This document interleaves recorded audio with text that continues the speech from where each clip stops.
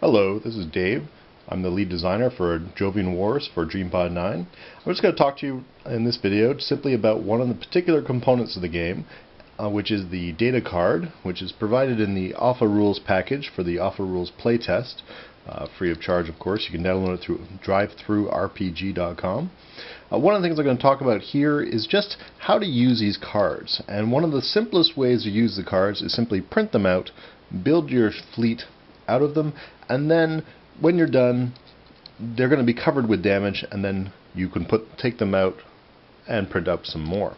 It's a cool way of keeping a record of all the different battles your ship has been in. If you want to mark down the date they were used, how much damage they took, the ships they destroyed, that would be an excellent way of playing, say, a campaign style of series of games. What I prefer to do in many cases is, with the capital ships, is put them inside of a plastic sleeve. Now there's two types of plastic sleeve. There's this very thin one, it's very flexible. They're often called penny sleeves. They're used for single cards. And there's these harder, more rigid plastic sleeves.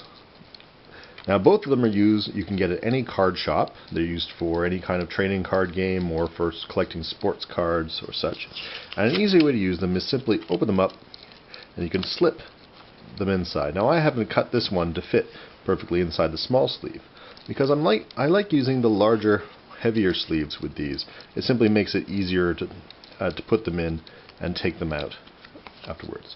Now with this method, what you can do is take your handy dandy non-permanent overhead marker, and if you take damage you can mark that damage here on the cards whichever way you like to. You can mark off weapons, you can note if there's damage to a ship, if there's anything like that you can mark all that on the card.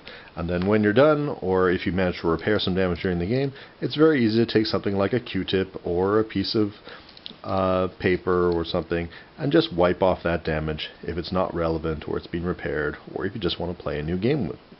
Now if you ever leave the ink on the cards for too long, it's not hard. You can always just cover it over a little bit more to reactivate it and mark it off like that, or you can use rubbing alcohol.